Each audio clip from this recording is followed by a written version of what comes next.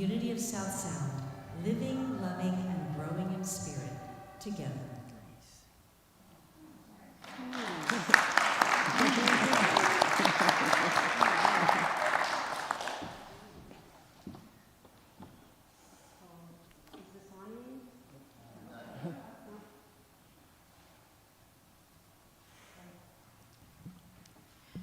She gave you a thumbs up. All right, can you hear me now? All right, well, welcome. Thank you all so much for being here. It's such an important meeting for us, and you are Unity of South Sound. My name is Jan Jenis, and I have served as your board president this past year. And for right now, I would like to call this meeting to order at 12:14. All right. And I'd like to introduce the rest of the board so that you all know who we are. So I'm going to ask that you stand up and stay standing once I say your name. So Chris Lazarga, she has been serving as our vice president for the last few years, and this term is over, but you'll notice on your ballot that she is on the ballot again this year for another 3 years. Kelly Latimer, stay standing, Chris. Kelly Latimer, she came on the board as an alternate this year, midterm, and we really bless the fact that she did that for us and appreciate the things that she brings to this board. The next person is LaDonna Peterson. She's been on the board for the last few years. She brings lots of love and lots of prayer work, and we really appreciate her. She is stepping down this year, so we just really appreciate all the time that you've spent with us. The next person is Steve Ryan. Woo! Our beloved treasurer. This gentleman keeps track of our finances, makes sure that everything is all accurate. He spends a lot of time on that. We really do appreciate his help. The last person is Jim Griffith. He came on the board last year for a 3-year term, and we enjoy his comments and the things he brings to the board. And the last person on our board right here is Megan, Reverend Megan. She brings the facility and the finance and the ministry all together, so we really appreciate her. There's one more person. She's not able to be here today. She's sick with a virus, and that's Candace Robeck. She is online, that's right. And she has represented our board as the board secretary for most of the last 2 years. So right now, I'd really appreciate if you'd all stand up and send a blessing to our board. I'll stand this way. I'm on the board too. So we love you. We bless you. We appreciate you. And we behold the divinity you are. And now Reverend Megan will open up with a prayer.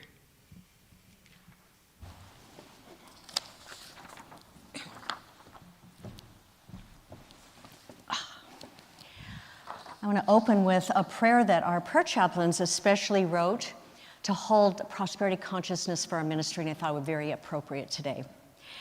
So we turn within, knowing we open to new possibilities for Unity of South Sound's continuing service to the world. We know that we live both in a practical and material world and within a divine spiritual community. We visualize and affirm the good unfolding in our community. We reach out in spirit to those we serve. We pray to strengthen the foundation of Unity of South Sound and its mission for future generations. We recognize that abundance is ever flowing, and we participate in this flow through giving and receiving its goodness and sharing from the heart. We gratefully receive this flow so that future generations will continue to grow and flourish in heart, mind, and bodies. God is our only source, and so it is. Amen.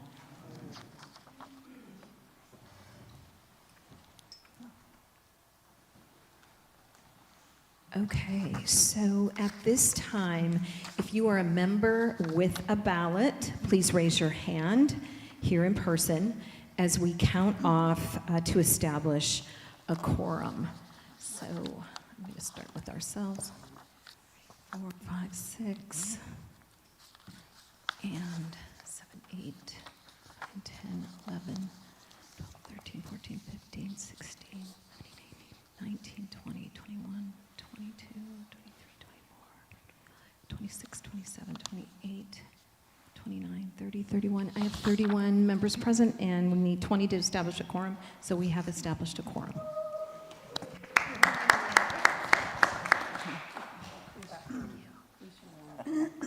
Oh.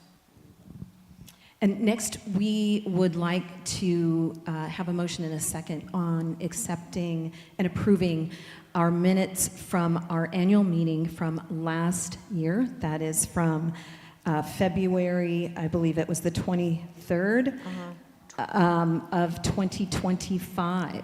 You do have a copy of those minutes in your packet, and it was emailed. It was received in the email. It was received in the email that was sent to all the And there is a copy over members. there if anybody needs to look at one. And there is a copy at the registration desk over here if someone needs to quickly go through that. So at this time, okay, so Michael, you move to accept the minutes of last year's board meeting. And then it looks like Barbara Baumel's hand is up on a second. Okay, so it's been moved and seconded. All those in favor of approving the minutes from our last board meeting, or annual meeting, sorry, from 2025, please say aye. And aye, okay. Those opposed? Very good, it's motion carried, and we have approved the minutes from last year.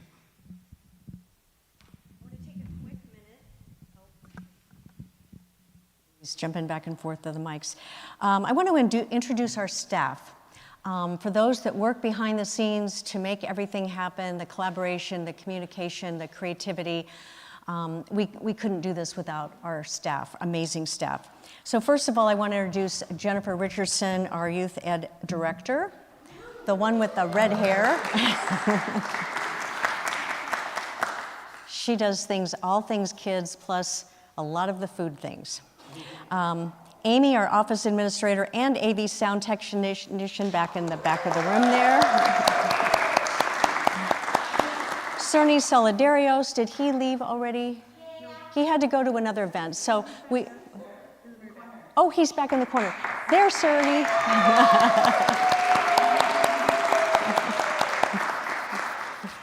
We love you and bless you, Cerny. You bring a lot of vibes to our community. And lastly, Mary Lindsay, who is our media manager, she works virtually out of Tennessee. And she works only for New Thought communities. She's a marketing consultant for churches. She also works for the headquarters of Center for Spiritual Living and the Great Lakes region of Unity in like Ohio, Illinois, that area. Anyway, she does all of our website, our social media, our graphics, our brochures, all of that stuff that goes to the public, and she is amazing. So Mary, I know you're online.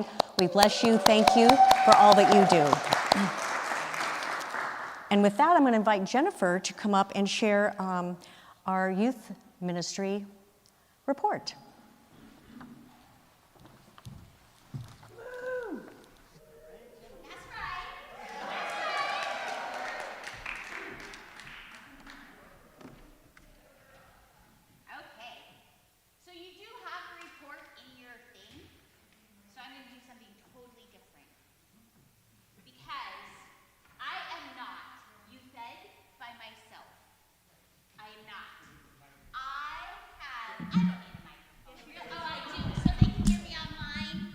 Okay, sorry. I need a microphone. All right. So I do not do youth ed by myself. I have the most amazing team of volunteers who show up every week. You should know, every week. They put in lots of time, lots of effort. I can't do a potato bar by myself. I mean, I could maybe try, but I'd kill myself doing it. But I have this amazing team. So would my youth ed team please stand up if you're here? Please, please, please. Thank you, thank you. Yay, yay. Thank you so much. Thank you so much for all the energy that you put into youth ed, for supporting the team, the whole team as a whole. We meet once every 2 months, we plan curriculum together. We plan events like fundraisers and the potato bar. And we work really solidly as a team. And I feel so honored that I get to work with these people because it is such an honor. And I have learned and grown because of them. And they keep me on my toes. And I'm just really grateful. And I'm also so grateful for the children that show up, because the work that we do wouldn't happen without kids. And I'm so grateful for the children to show up. We hold space every week for more and more. Like, I'm ready for 30 kids again, you guys. We're ready. So, thank you.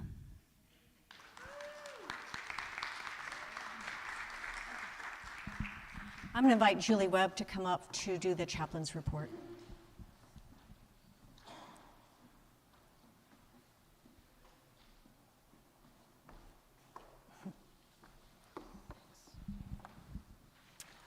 So I'm speaking on behalf of the 5 people in this congregation that are your Unity Prayer Chaplains.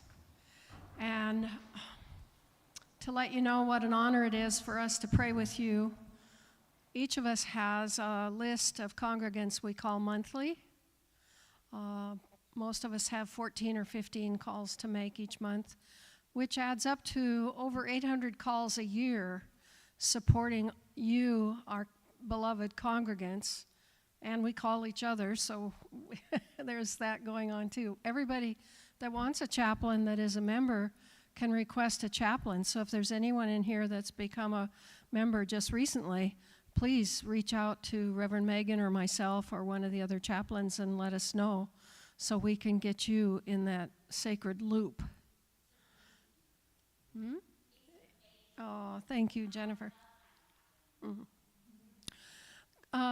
In the past, we've had one coordinator that would serve for months or years, and we changed that a few years back to be on a rotating basis. So 3 of us take 4-month segments of the year, acting as coordinator to remind each other of the meetings and who is a chaplain on a given Sunday when we are honored to pray with you in the vestibule.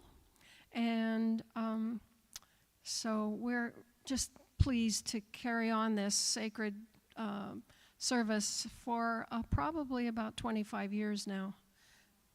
And thank you all for being a part of that.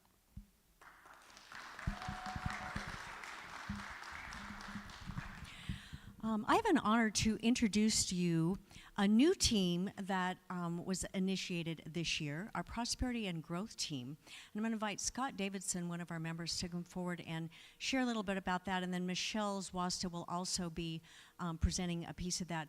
It's an important team. We want to make sure you all know what they do and why they exist. Come on up.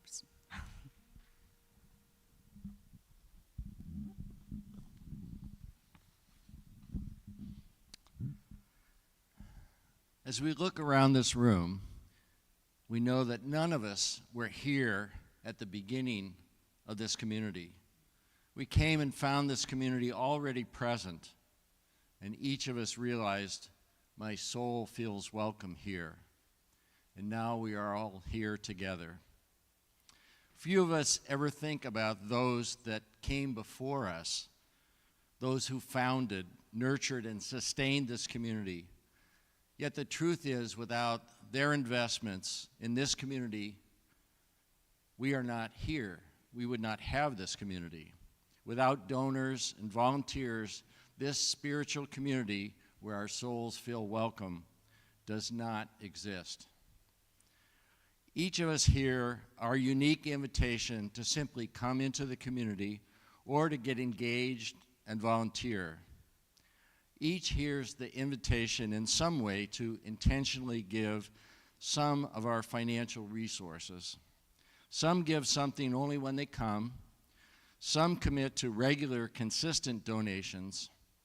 Some look to sustain our operations when funding is low. Some look to give until it feels good. so that they know that this community that welcomed them will be here for others who hear the invitation to join an inclusive spiritual community where all souls feel welcome and loved just the way they are. We believe in prosperity and abundance. Divine love through us blesses and multiplies all that we give and all that we receive, so that this community will thrive and expand the consciousness of peace and love in the South Sound for decades to come. We ask that you recognize that this community alone supports Unity of South Sound through volunteering of sacred service and through consistent financial donations. This is the way we survive and thrive. The concept of tithing or intentional, consistent giving is not a bill to be reluctantly paid. This is a call to your soul to invest in a community that believes what you believe, that welcomes others to join, that changes lives now and for future generations. This investment makes the world a better place. It's our legacy to the world. And now Michelle will tell you what we've been up to. Awesome. Great job, Scott. That was beautiful. So our Prosperity and Growth team stands to support you in offering information on alternative ways that you might be able to support our future thriving. And some of those ways might sound like a foreign language. Qualified charitable contributions, they're also known as QCDs. They're something that become important as you reach certain stages of your life, right? Planned giving for wills and legacy gifts, that's applicable to any and all of us.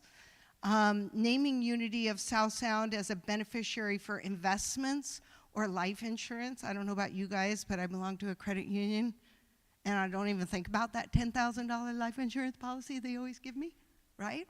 Wouldn't that be an easy one to put a beneficiary of Unity of South Sound as?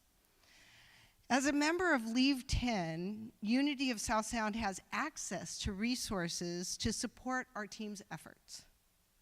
Leave 10 is a broader organization seeking to encourage individuals to support nonprofits and leave a lasting transformational impact in the South Sound community. So some of our current activities is we are holding monthly strategic meetings. We have year-long alternative giving, education, and event planning. We're celebrating some of our accomplishments, which is number one, we launched this team in this past year. So that's a celebration. In May of 2025, we launched the team. We have already done some education around will planning in the August Make a Will month, which is a, I don't know, nationwide something. It's much bigger than just, South Puget Sound. It's a important national recognition of the importance of making a will. We have done the year-end letter with information on tax-advantaged giving. We've done the will planning survey. And we held our first educational workshop on January 25th of 2026 here. Spirit-led Giving, Tax Smart Living Investment Workshop. So I was at a Seahawks game, so I have to watch the recording, but I also am very familiar with the speaker because that is my sister. My family is deeply rooted in taxes. My dad was a tax CPA and my sister is a tax CPA, and she also was foundational in creating Leave 10 as part of an organization that does that. So it's a cool thing, and I think this team is bringing really cool things to the community to help you be educated, not just on how you can provide longevity to our community, but also how you can do things in your life that support the people and the organizations that mean a lot to you in your life. So our goals for 2026, more educational workshops and events on alternative ways to give. Again, we're going to talk about will planning. We're going to try and do tax advantage giving information and legacy plan giving information events. We're going to have events and programs to support the prosperity funding. So, you know, maybe some fun events that will encourage action. And then we'll have strategic communications with the community, with our spiritual community here. And we are also hoping to initiate a legacy awards program. So those are the things that we're celebrating and that we're planning and we're setting goals for.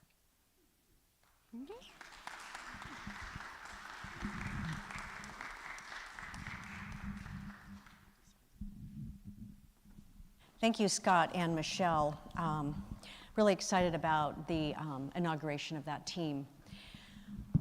So, this is my State of the Union address for you. We have lots to share, lots to celebrate, and I just feel like I'm really excited to be here, standing here before you today. In 2025, it was a powerful time for Unity of South Sound in taking on new opportunities for evaluation and transformation as we set a foundation for future development within our ministry. We ended 2024 with a significant shortfall in meeting our budgetary needs. And our board leadership took the courageous step in choosing to direct our attention and intentions to the spiritual practices that we teach as our way forward, rather than panic or pointing fingers or cut ministry needs that would hurt our overall ability to maintain our current established ministry program. So while 2024 was about recognizing our administrative and financial office and staff and reorganizing that path, 2025 was about rebuilding, refining, enhancing, and strengthening our foundational base. Our Board of Trustees have continued to be vigilant in reducing our budget expenses where we reasonably can without creating a significant impact on our staff and services. We have maintained a consistency of not exceeding our expenses, with most months falling below our budgetary allotment figures. So we're fiscally responsible stewards of our resources. We know coming into each year we will need to create alternative prosperity funding of at least $25,000 to $30,000 per year to bridge that gap between our regular monthly donations and our budgetary needs. And we believe it's a very doable figure when we apply affirmative prayer and prosperity principles to our intentions. And that's primarily one of the reasons why we established the Prosperity Growth Team, to help bridge the gap and focus on the alternative ways that we know can be very effective and all ministries need to include in order to be sustained. So, as a matter of fact, we demonstrated those practices significantly in 2025. We exceeded every prosperity funding event goal we set out in 2025, and that's extraordinary in ministry world. Transforming our year-end financial statement to a very small shortage compared to last year's bigger concern, as you will see when Steve shares our financial good news report coming up. And so we can stand proud and celebrate our success. I see that we stand here. We stand. Another year reflected, celebrated, and empowering us into this moment. Last year, we named 2025 our year of the great experiment. We stepped into curiosity. We tested prosperity practices with intention. We asked honest questions like, what happens if we really apply this teaching to our lives and within our ministry? Some of us experienced breakthroughs. Some of us experienced resistance. Most of us experienced both. And as a part of the process of spiritual growth and development, those things are all included. Our ministry experienced great breakthroughs and success amidst resistance and challenges. Learning experiments, setbacks, and gains, but mostly gains. And with that, I believe, is exactly the point. Because experimentation is not about getting it right. It is about learning what is true for us. And we did that intentionally and empoweringly. And for that, we celebrate. We truly celebrate. So let us review some of those areas that we stepped into and manifested new growth, abundance, and creative expression. The PowerPoint slide is going to show some bullet points, and in your handout, you have an extensive list of accomplishments and activities. But I want to hit a couple of highlights. Like our vision casting workshop, that was a collaborative engagement impact that we all came together. Our 2-for-1 prosperity challenge. In 2 weeks, we raised $26,000. That was remarkable. We added our drumming and unity circle, our acupuncture in the round healing and wholeness gathering, our quarterly healing and wholeness circles, new teams like our Garden Angel landscape team, our prosperity and growth team, and we reactivated the men's group. I mean, those were all tremendous success stories. We had special events like our vow renewal ceremony, which we repeated again this year. The Spiritual Walk and Talk Summer event, our Rana Yellow Robe concert honoring Indigenous Peoples Day, and in support of the Missing and Murdered Indigenous Women and People organization, where a percentage of the proceeds went to that, making a difference. We had a successful dinner and auction event, adding a talent show this year, which was really fun. We exceeded our goal with our pledge campaign, and we had the special remembrance service in December, along with the welcoming video that was a collaborative effect. And so we're adding these things to invite people's curiosity about who we are, how we can come together to connect, to support each other in our practices. And so today, we begin a new chapter. We name 2026 as the year of living the experiment, our truth. Not testing truth, not testing spirit, but living as if spiritual principles are real. From testing to trusting, experiment asks, does this work? But living it asks, am I willing to trust it? Charles Fillmore said that faith is not belief, faith is confidence in the unseen law of good. Confidence grows through experience. Last year gave us experience. This year invites us into trust. Trust does not mean everything is easy. It means we choose to align with spiritual truth even when outcomes are not immediate, even when life feels uncertain. This is where prosperity deepens. Prosperity is about what shows up in our bank account first. It's not about that. It's about the consciousness that we live from, and we demonstrated that in 2025. So we will be taking a deeper dive into that in our new Prosperity book study program in May, so stay tuned for that. It's going to be really powerful. I'm super excited about it. And this year, we shift from knowing to integrating. Many of us already know a lot about truth teachings. We know about gratitude. We know about giving. We know about prayer and visioning. And we know that God is our source. But the question for 2026 is not, what else do I need to learn? The question is, how am I integrating what I already know into my daily life? Integration shows up in ordinary moments. How I respond when I'm stressed, how I speak when I'm afraid, how I choose generosity when scarcity thinking arises, how I listen for guidance instead of forcing outcomes.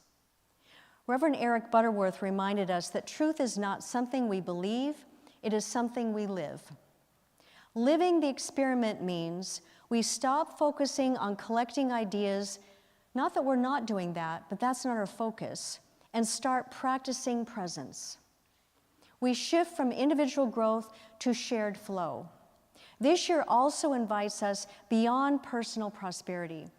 Spiritual abundance is not meant to stop with us. In universal spiritual teachings, prosperity flows through circulation. Giving and receiving are not opposites, they are partners. And so when we live the experiment together, our community becomes a field of trust, generosity, and shared purpose. This is how a spiritual community prospers, not just financially, but energetically. And I think we feel that energy, do we not? There's been a shift happening in our last year. And it's not just individually, it's collectively. So I'll share honestly, there are places in my life where it is easier to talk about spiritual principles than to live them. And yet, the moments that I have changed, where I've changed the most, is not when I understood more, but when I trusted more. So living the experiment means choosing presence over perfection. That's not our goal, perfection. It means listening more deeply. It means acting from alignment even when it feels uncomfortable. And every time I do that, something shifts. Not always outside of me, but always within me. And that's our goal. So the invitation for each of us in 2026 is this. We live what we know to be true. We trust the law we practice. We allow prosperity to express as alignment, not pressure, not perfectly, and not all at once, but consciously. So as we move through the year, every class, every service, every conversation will return to the simple question: what does it look like to live this teaching right now? That question is enough, and it will change us. So here's some of the visions and intentions that I hold for Unity of South Sound in 2026, and I've asked our board to join with me, and I extend this invitation to each of you to join us in implementing and building our next steps together as an empowered and thriving ministry. See them on the screen, and again, there's a more detailed report in your packet. And each of these intentions will contribute to our desired outcomes. Primarily, our outcomes are stronger ministry infrastructure. We're looking at special programs that can help shift and expand and develop more of what we are. Increased member engagement. Those activities that allow us to connect and get to know each other and to serve each other. Broader community visibility. How we can become visible to the community out there that is looking for a ministry like we are, that has something of value to offer them. Greater financial sustainability, that needs to be a constant focus. How we will sustain ourselves into the future, and that's what the alternative ministries in our legacy plan giving program is all about. How can you contribute and participate in that? And clear alignment between vision, stewardship, and service. And we have some special programs and ideas that we're looking at how we can integrate into this year as we're building a solid foundation to serve a greater community. So there is a Living the Experiment, Our Truth handout for you to take home as you leave here today. It's on the table over there. It will be posted under member resources on our website for easy access. So it'll be coming out in the e-news this week. And please use this as a guide for 2026, for all that we will co-create together, and there will be much. Because when we look at what we did last year, it was pretty awesome. We were amazing together. So the plan, and I also would invite you to plan to participate in our first quarterly Healing and Wholeness Circle on March 22nd, when we will do an experiential visioning process to explore what is ready to bloom in 2026.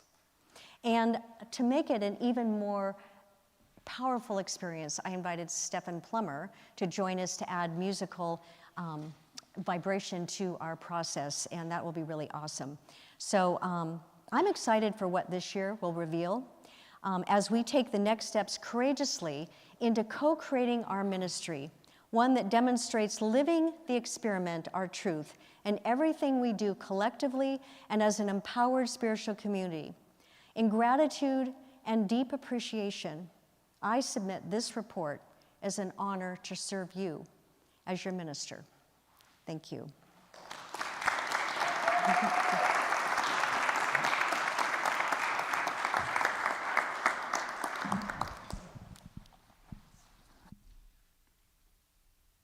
See if I can walk up here without falling down again. Well, the state of that union sounds pretty good. Yeah, if only. Okay. Now is the time for us to nominate the ministry team for the upcoming year. This is from section 4.04B of the bylaws.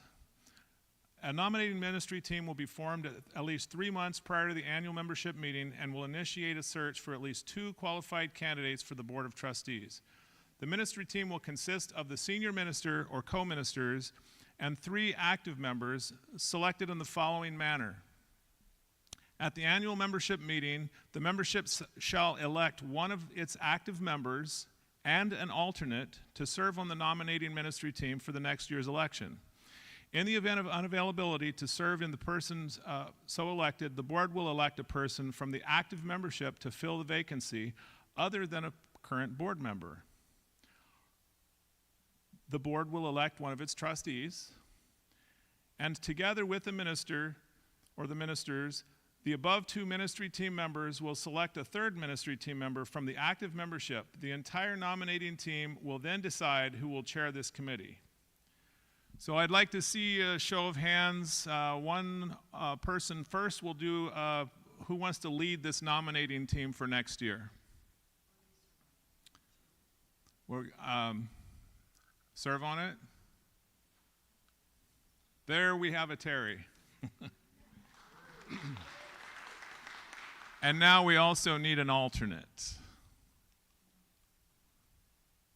Going once? It's fun. You get to stand up here and talk. You can't retract. You already raised your hand. Anyone else? Okay, I can do it. I'll be the alternate, though. You can stand up here next time and speak. All right. So, we got that? Okay. The nominating ministry team searched for candidates to fill the following 4 positions open for the 2026 Board of Trustees for Unity of South Sound. There are 2 3-year full-term positions, one term to cover a vacancy, and 1 term for an alternate trustee. The nomination committee presents this slate of qualified nominees for the 2026 open board positions to be approved to serve on the Board of Trustees at Unity of South Sound as follows. A 3-year term, Chris Lazarga.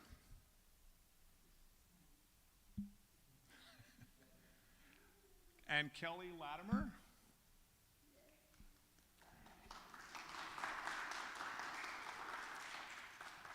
For the 1-year vacant term, Michael Mathis.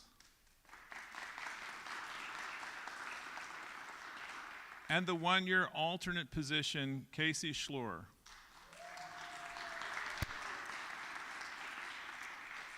And now I'd like to ask, we'll start with Chris, just to say a few words about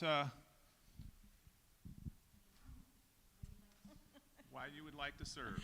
Why I would like to serve. And I know that you all have access to a little bit about me and why I feel I'm qualified to continue in this role. And I just would like to say that the last 3 years, not only have I been blessed to serve this community on your Board of Trustees and act in the role of vice president,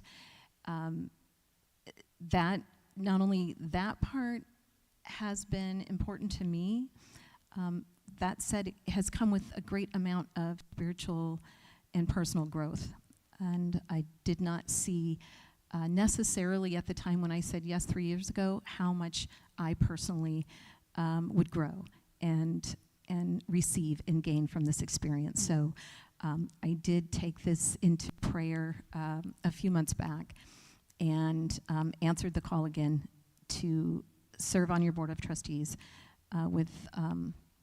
with honor and humility, and to continue the work of this great ministry and this great loving spiritual community. So. Thank you. Kelly?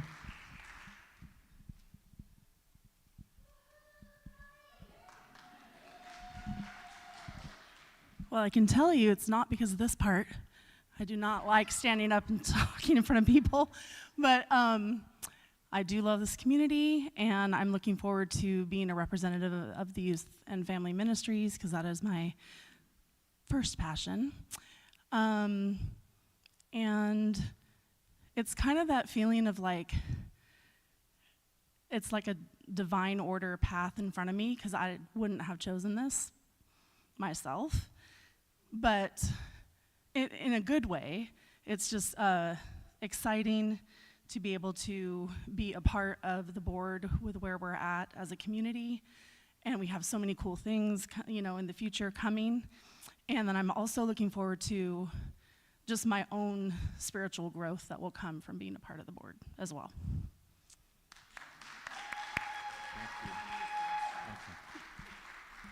Michael?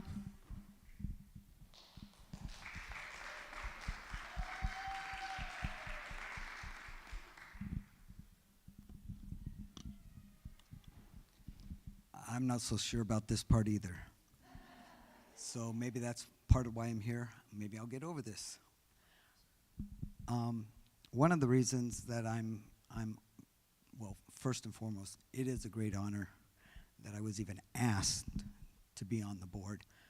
I'm very excited to have this opportunity to be on a board. I've worked in a position for 13 years, as you saw in my notes, where I worked on the other side in an administrative fashion, working with a board. So I'm really quite excited to have the opportunity to be on a board and work as a board member.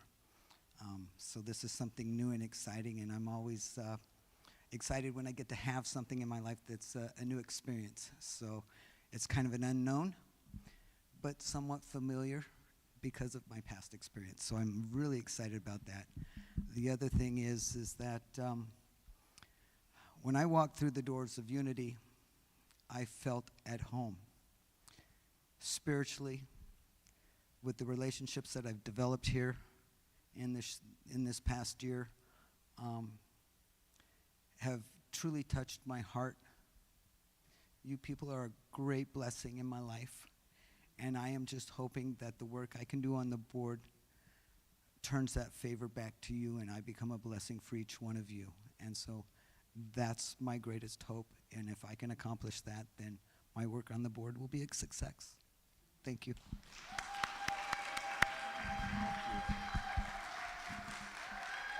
Casey?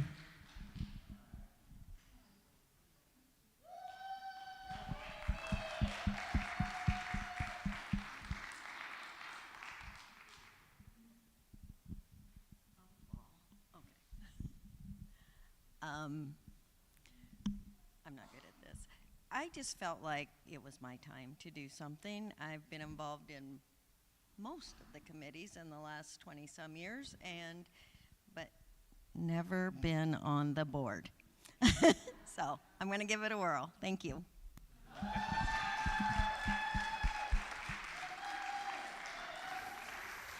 Thank you. So qualifications for member of the Board of Trustees. Any person elected to the Board of Trustees must be an active member of Unity of South Sound, and he or she will be a person who desires to serve on the board, endeavors to live in accord with the Jesus Christ principles of love and truth as taught by Unity, furthers the work of this ministry through his or her active interest, love, and support, is a sincere and continuing student of Unity, conversant with its teachings, and has demonstrated leadership capabilities. And now I will turn this back over to Steve. Oh, he's got his own. He has one. He has his own. Oh, he got it, okay. I got one. Is it working?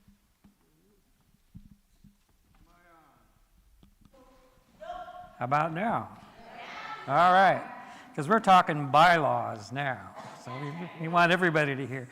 So we know all organizations operate by, a set of rules, and we have bylaws, and periodically we get to update those bylaws.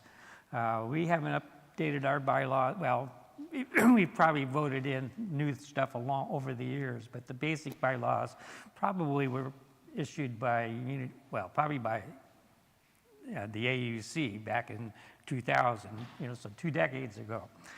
So post-COVID, the Unity Worldwide Ministries came out with a new set of bylaws that updates, mostly just language, some of the things that we do, and added a few provisions that are necessary in a world that didn't exist back in 2000.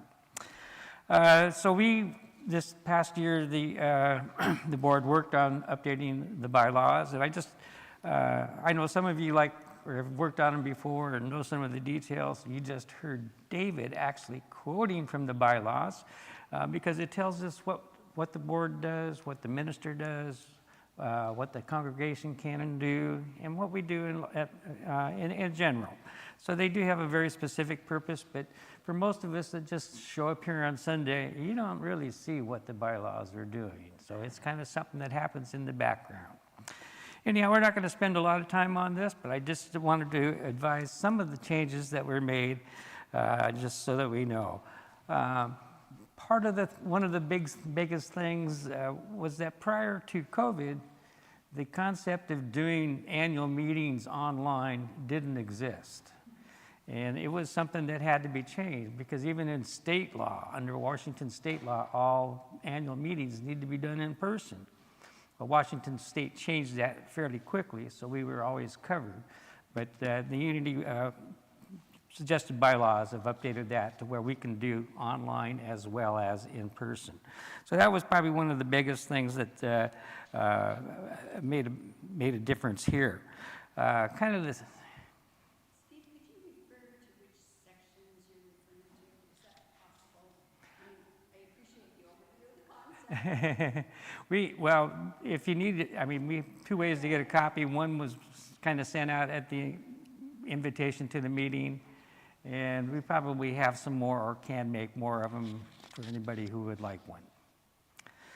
The second thing that was kind of a change that as a result of COVID was they entered into the bylaws that, people who give gifts, we talked a little bit about this, Scott did, and Michelle with the prosperity and intentional or planned giving and stuff. If you give something to the Unity of South Sound, it specifies that if we no longer exist, that it would go to Unity Worldwide Ministries. In the past, it wasn't there, and during COVID, a lot of churches, kind of went away, and they were stuck trying to figure out what to do with their assets and stuff. So it's a nice thing to have in there. So if you had something in your will and we no longer exist, it would automatically flow to Unity Worldwide Ministries. So it just doesn't dead end or end up in some kind of probate or something like that.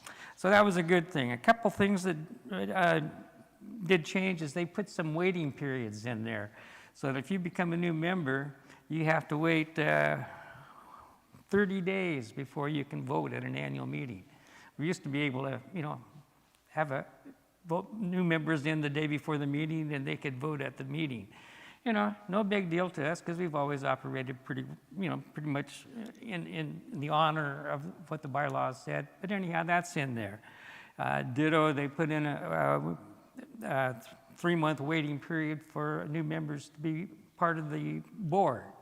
So there isn't that impetus to vote in a new board quickly before a new meeting or something like that.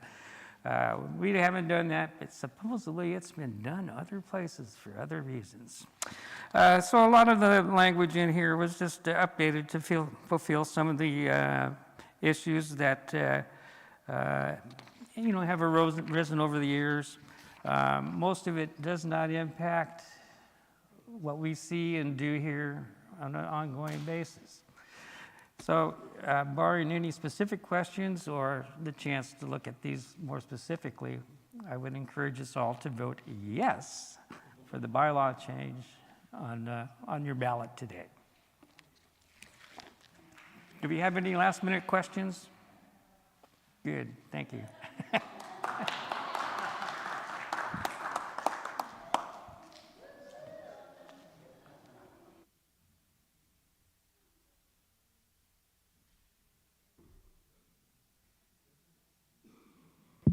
So now is the facilitation of the voting that we are going to do for the new members on the board. And the ballots are very easy to read. You're going to vote. Oh, okay. All right. So this is for online and for people who are here and present. The congregants will vote on the ballot, yes or no, for the slate of board members that are coming onto the board. It's all a slate of members, so it's either yes or no.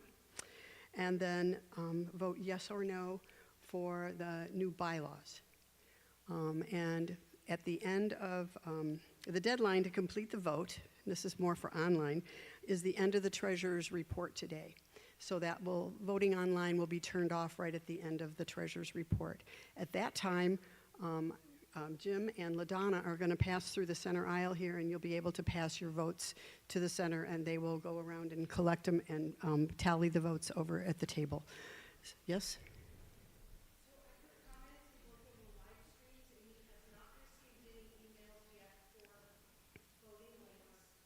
One. She says one.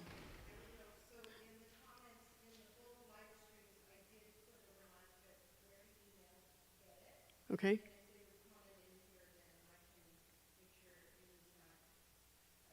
Okay. Well, thank you very much for doing that.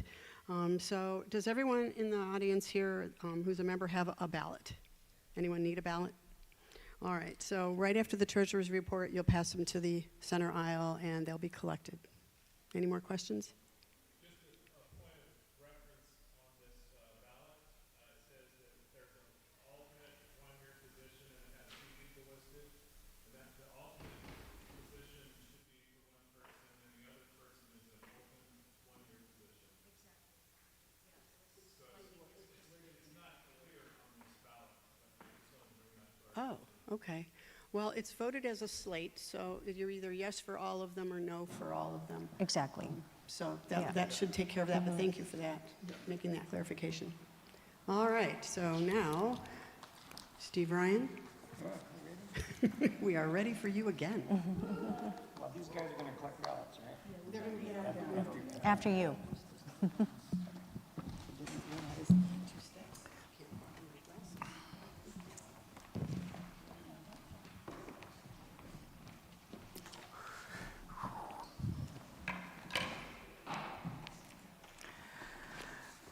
All right, the financial report for 2025.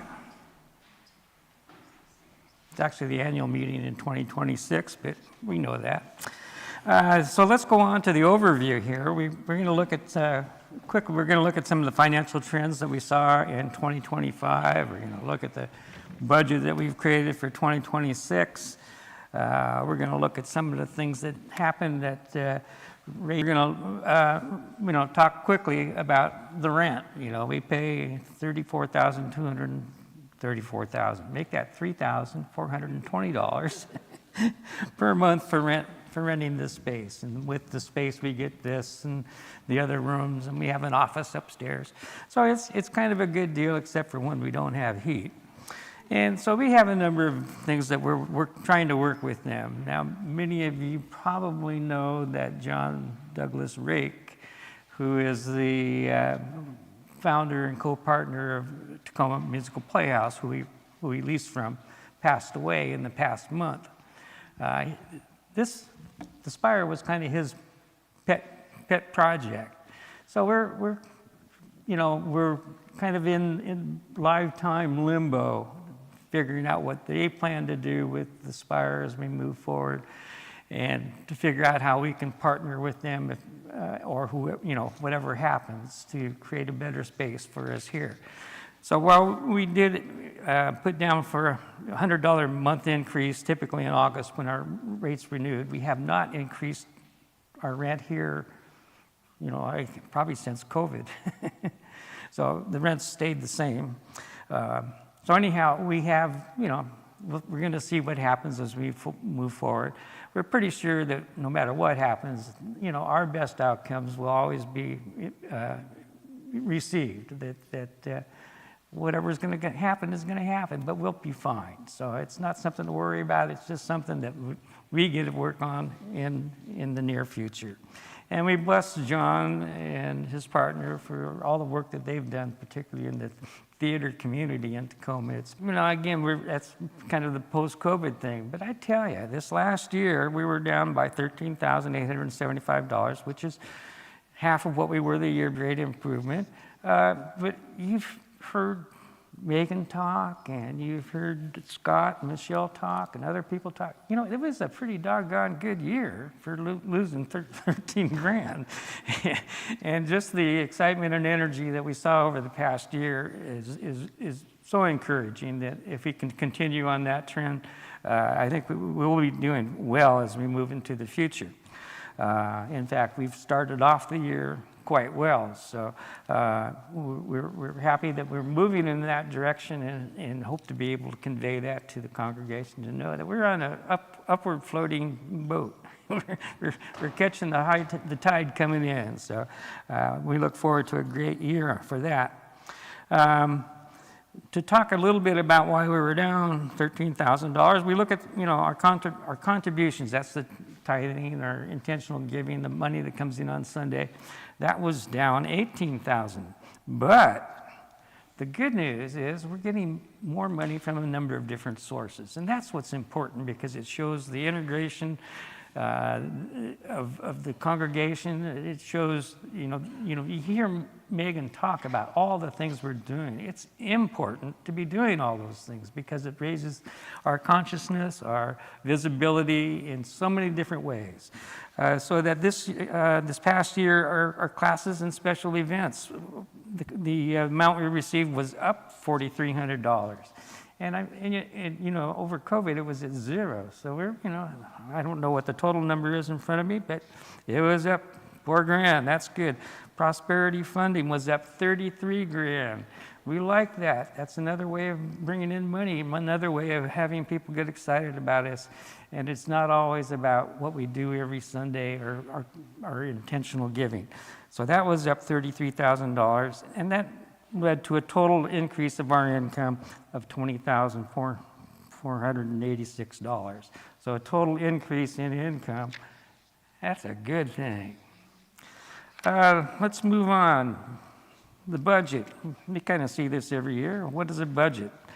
Budget financial plan that sets our attention for prosperity and programs that we will offer offer our community in the coming year. We have to be very intentional about what we do from year to year, and we do. We sit down in November, December, and January and figure out what it is we want to do, how much that's going to cost us, how much we can expect to have come in, and that's what we abide by as we move forward. That's our budget.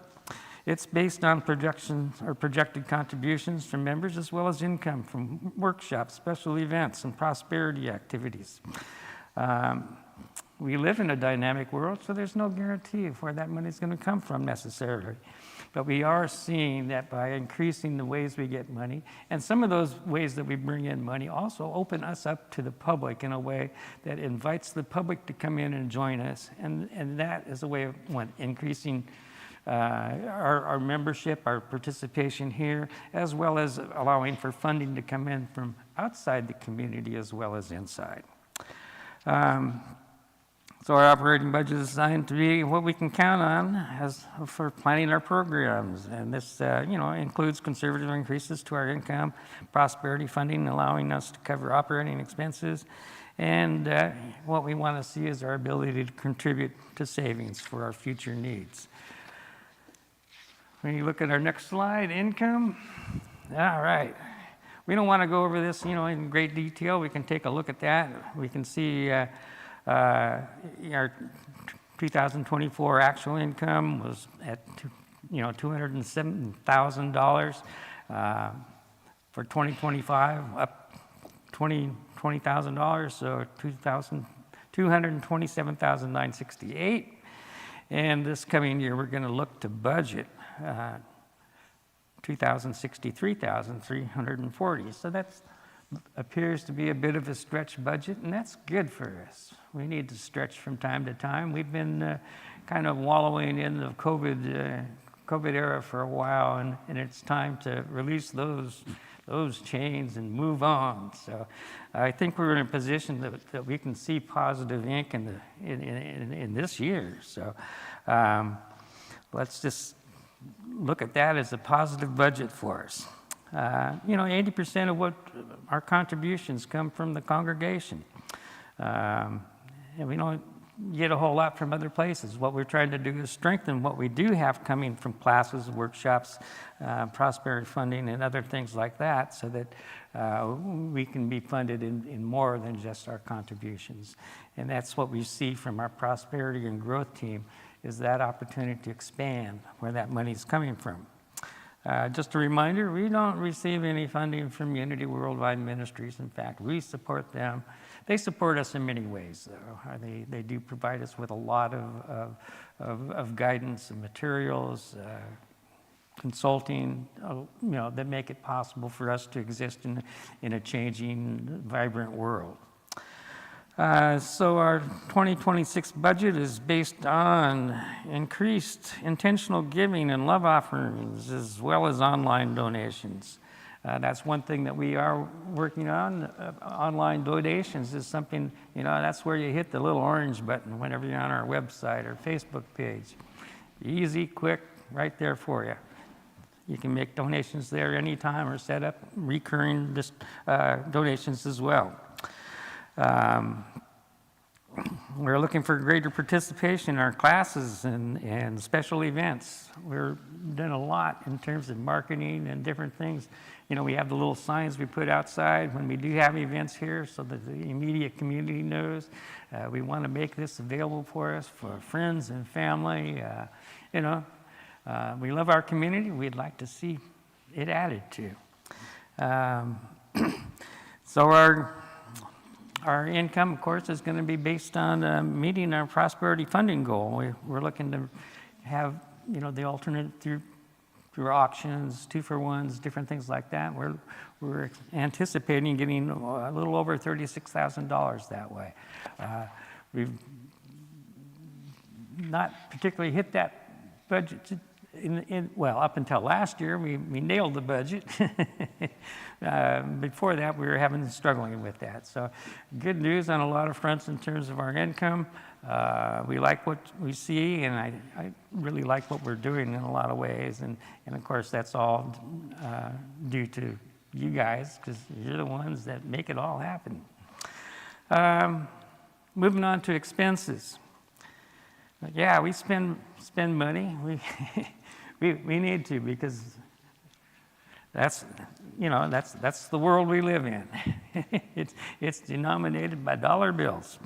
And so each year we look at our expenses, and over the past few years we've really been as conservative as we can possibly be in terms of the expenses that we pay, and we've had modest increases, and most of those increases are due to just the cost of living goes up.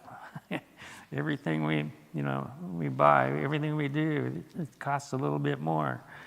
So even when we look at these expenses, we need to also understand, we look at total supplies and stuff like that, and we say, oh, that's flat, been a flat budget. We don't understand that we have people that donate so many things to the church behind the scenes that we don't see, that doesn't cross our budget, in kind, in terms of hospitality, in terms of office supplies, in terms of, I don't know, you name it. There's so much that's donated that we don't see, that it could easily double what we see there for supplies. Most of the other things on here, again, are fairly static. We haven't increased the budget, or in terms of payroll, staffing, what we've paid for leasing, so many different things for several years here. So we've done our best to hold that to where we're at, so that I think this is the year when we can fully engage our income to the level of our budget, so that we don't have to cut out some of the more elective parts of our budget. So those are our expenses. Moving on to the overview. Again, it just summarizes where we were in 2024 with our, where we were down $27,099, which was interesting because we received a larger contribution towards in the last couple of weeks of the year. So for the entire year, we were down closer to $50,000 or more in 2024. So what we see here, put a smile on our face at the end of the year, but we struggled for a long time. And 2025, we've spread out our income over a number of different activities and things that made it, a little bit more tolerable. And again, the energy that we've seen and received from the congregation as we've moved through the year has been extraordinary. So when we look at our budget for 2026, we're actually going to budget a positive income. We've been living off of our savings and ongoing contributions that have come in. Particularly our savings for the last 4 years. Well, actually, let me get back. Last year we did not take any money out of our Edward Jones account, and that's probably on another page down here. But that was a good thing. So everything that we did came out of our operating account at Global Credit Union. So that's a plus. So first year in like 4 years that we haven't withdrawn money from our Edward Jones account. We like that. And just a hint, we've already this year we've had the opportunity to add $15,000 to Edward Jones.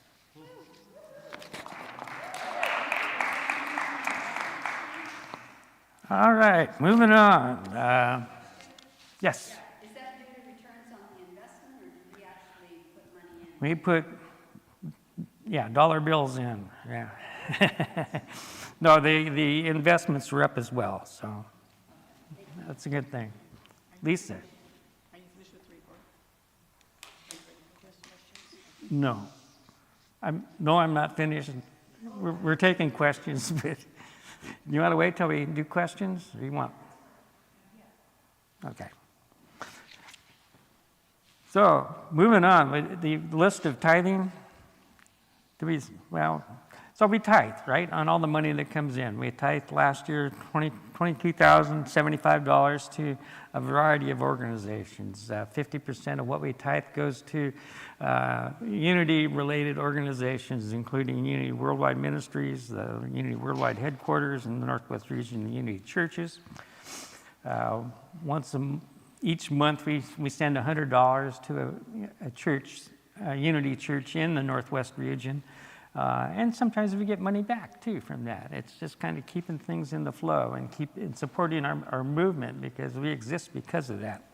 We also tithe 20% of our tithe goes to international organizations, because we are a church that exists globally and we live in a global world. And that's why we look to support organizations that support stuff that's beyond our little domain here in Tacoma. And then we also tithe 20% of our tithe goes to local organizations, because we are tied to our community in a way that allows us to help support those organizations that support people, families, in a way that we can't directly. So we believe that we're part of the global, the world, our area, and that's our way of connecting with them, is through our tithing. We tithe to those communities.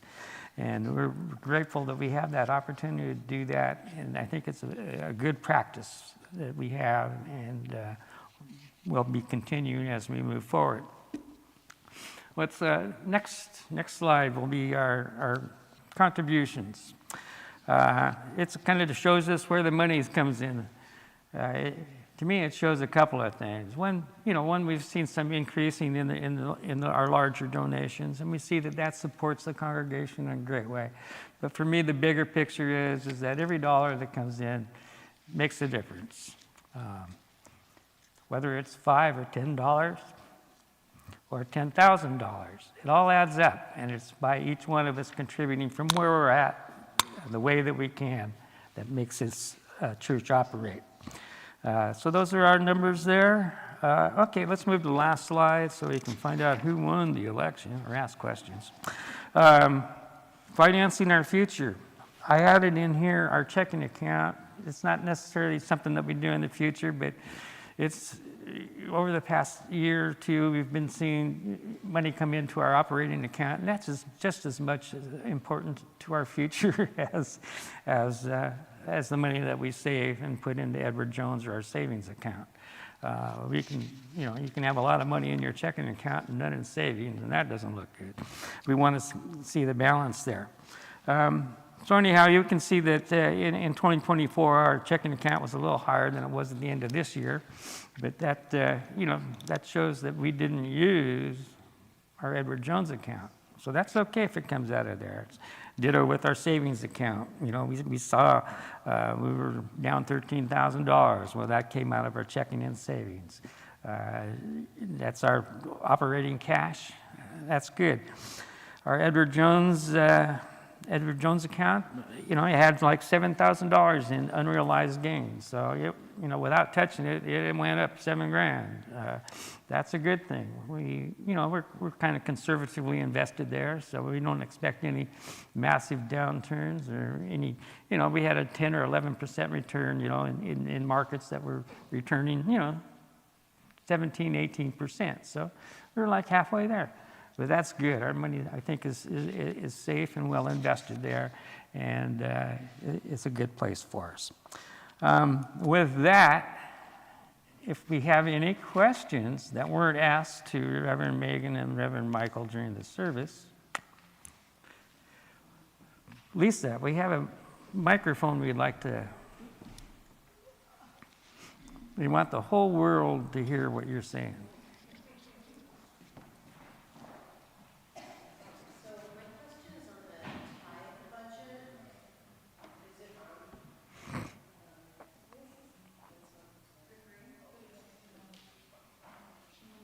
Now I'm on. All right.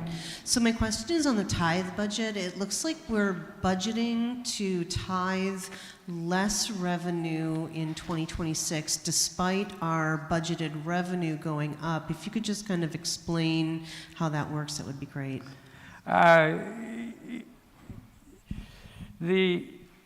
Some of our income is flow-through income. So so when people donate to camp or chaplain's retreats, things like that, we don't tithe on that because it's just flowing through our accounts. It's not something that we gain from. The second thing is that there's sometimes a timing issue. We tithe on December income in January, so sometimes there's a little split there in terms of when the money goes out versus when it comes in. So those it's little things that change up how our tithe is not exactly 10% of our total income. I just want to jump in real quick. LaDonna and Jim are going to go along and collect your ballots while we're doing this Q&A, and we're going to use this mic. It's a much more clear mic.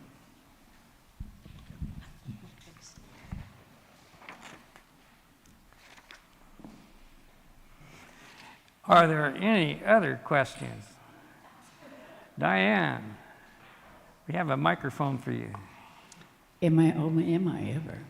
All right, so on the expenses, the pink one on our sheet, under workshops and events, 2024 was 2,976, and 2025 was 7,500.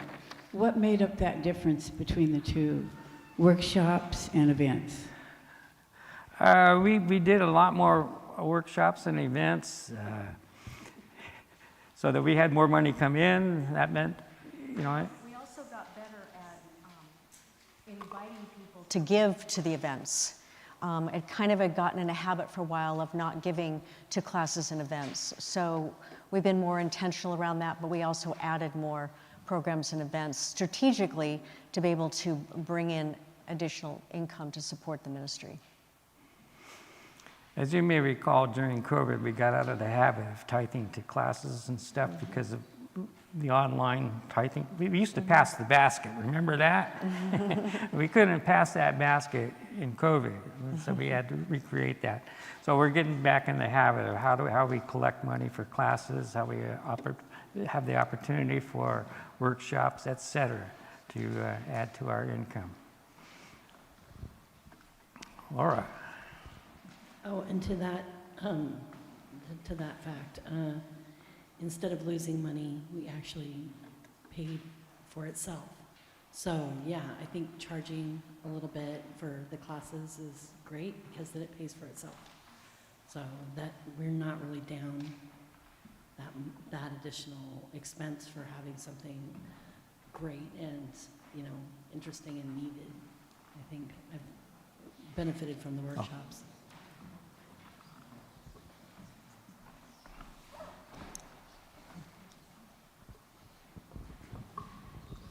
Steve, under guest speakers, we're seeing a noticeable increase for 26. Are we anticipating paying more for the existing number of speakers, or are we anticipating having more speakers this year?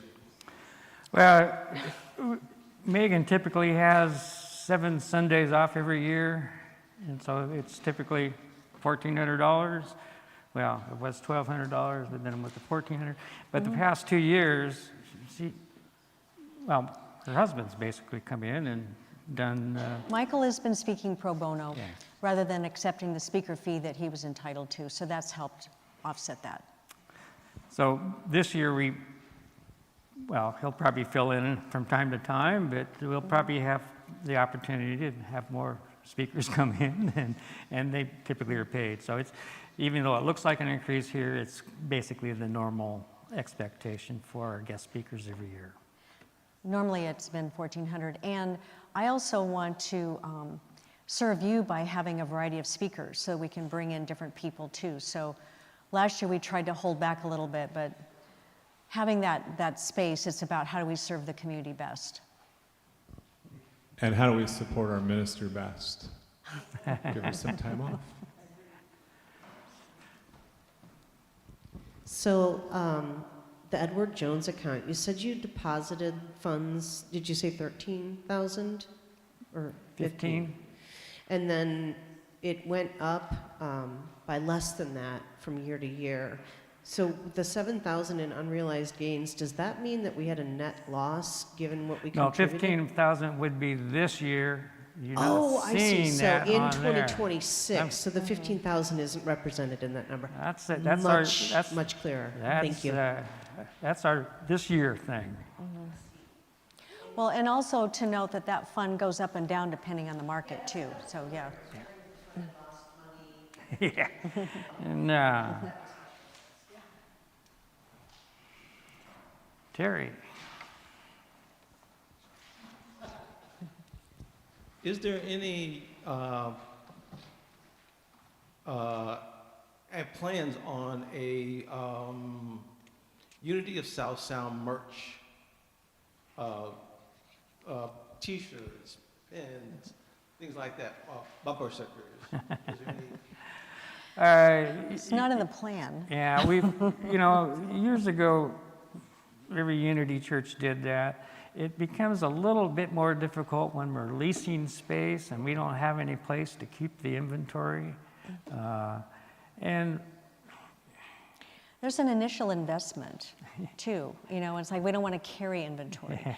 So it's a little bit of like, it would be fun to do, and if it makes sense, I'm sure it could be in the discussion. Yeah, since we don't have a permanent place to do things, I mean, we can do that we can have a T-shirt fund or something like that. We could probably do something on a one-on-one basis. But no, we're not really looking to move into that area just at this time. I'm just going to throw out an out-of-the-box idea regarding merch. My daughter is an artist, which doesn't mean she has to do this, but because she is, I know that there's a way that we can have designs created and available for people to order online, so you don't have to hold an inventory. And people can order online and it gets shipped like on directly demand? to them. On demand? Yeah, I could ask her who the vendor is, like if we have a creator of our, because then also the people who are ordering can choose, oh, I want that on a t-shirt, oh, I want that on a sweatshirt, oh, I want that on a canvas grocery bag, or whatever it is that they want, so that the organization doesn't have to have an inventory, they just have to have the designs created and the resource, to provide to the people who want to order the things. And then what's the simple way of the technology of setting it up? Do we have the skill base for that? How would that manage? So it could be an interesting conversation.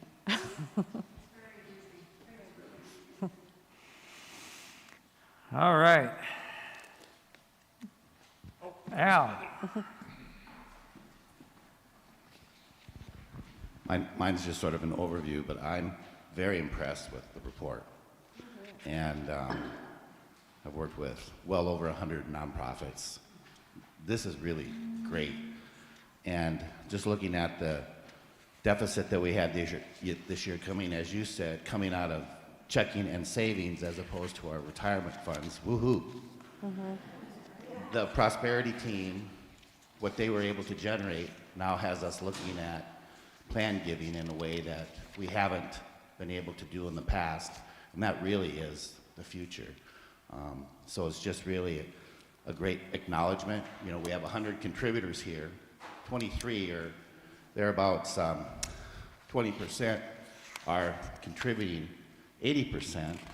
That doesn't make them any more important, but woe to the organization that doesn't have that level of contribution. So every dollar, as was mentioned, is important, and all contributors are important.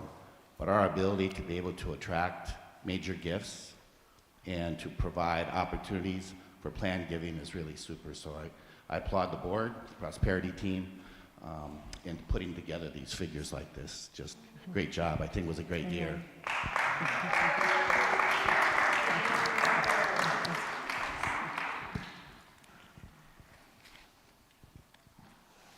If there are no other questions, we'll return to our regularly scheduled program. 37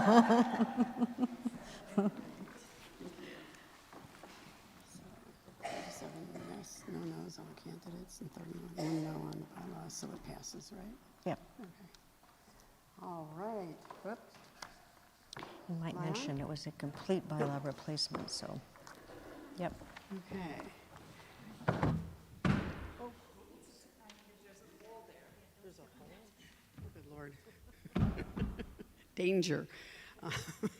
All right, so we have our ballots counted, and it's unanimous yes for our candidates. Yay! And we have, did I announce the totals? Sure. We have 31 yeses for the bylaw replacement and 1 no, so that also places in, yes, we are going to replace those bylaws. Thank you very much for making that happen.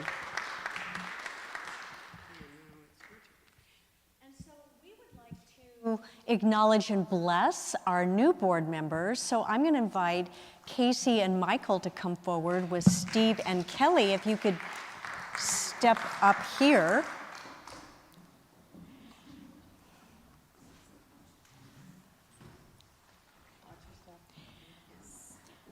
Actually, if you step up there so you can face out here. And we want to bless our new board members and welcome the energy that you are bringing to our future movement forward. So everyone together, we love you, we bless you, we appreciate you, and we behold the divinity you are. Yay!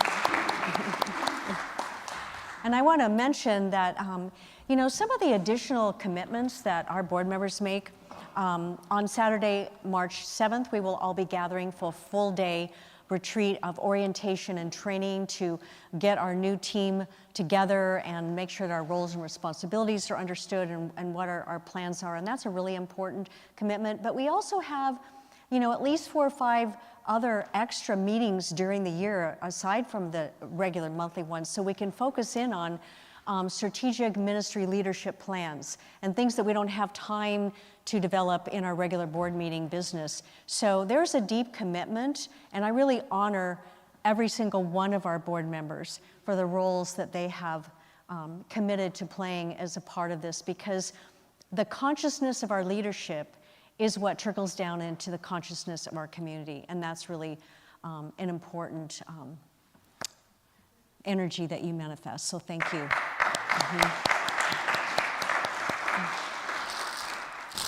I also want to acknowledge LaDonna, if you could please come here. And Candace is online. She was not feeling well, and so she stayed home for self-care, which is always really important. And I may be jumping the gun here, but we're just going to go ahead and do this now. So, LaDonna, I just want to honor and acknowledge you for all that you have brought to this board. Here's these flowers are for you. Bless you. And Bless you. Thank you. Thank you. You know,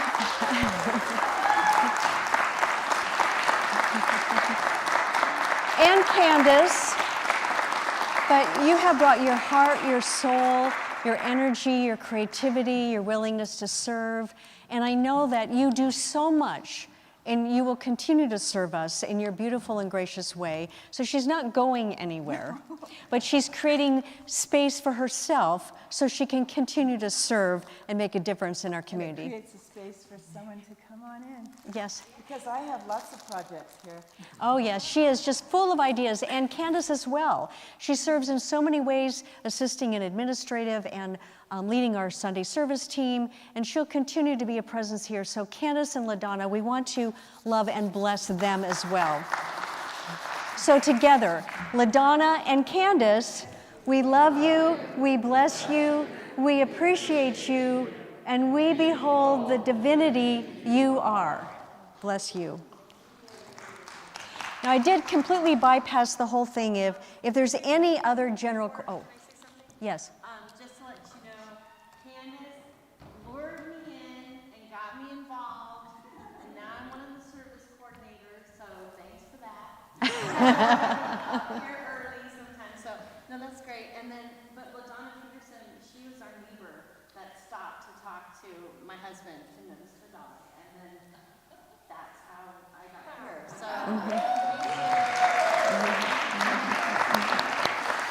And with that being said, I do want to acknowledge all of our sacred service teams that contribute and make a difference in this community, because we can't exist without you. And one of my goals and intentions this year is to expand on our service ministry teams, how we collaborate with each other, how we connect with each other, and how we use our teams to sustain our future more effectively. So I just want to also honor all of you that are serving on a team, because you make a difference beyond words. So thank you, each and every one of you.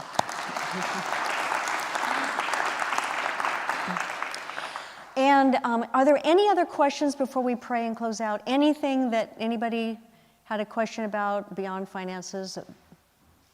Anything that's going on? We have plans for you. Fun stuff, creative stuff, collaborative engagement. So you know where to find us if you have questions. We have, during our regular service, there's a little comment box. So if you have comments, questions, concerns, please put those in there. There's also a comment box on our website, just about every page, if you want to send a message to connect, multiple ways to connect and communicate with us, and know that we're here to listen and to support you. So with that being said, is there a prayer chaplain that would like to pray us out?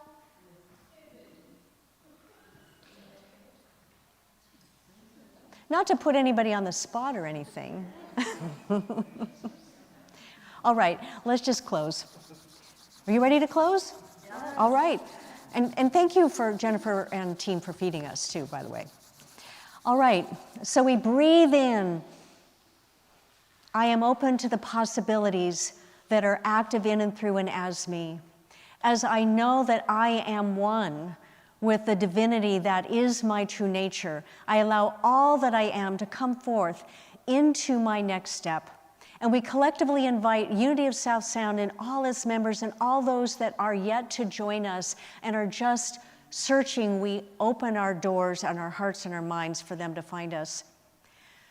But collectively, we know that our next step forward will make a difference to sustain this ministry, but also to grow and explore and to become all that we're meant to be. And with a deep sense of appreciation and realization, we all say, thank you. And I say yes. Let me hear yes. Yes? Yes. I am, and so it is. Amen. Thank you, everyone. Fabulous meeting.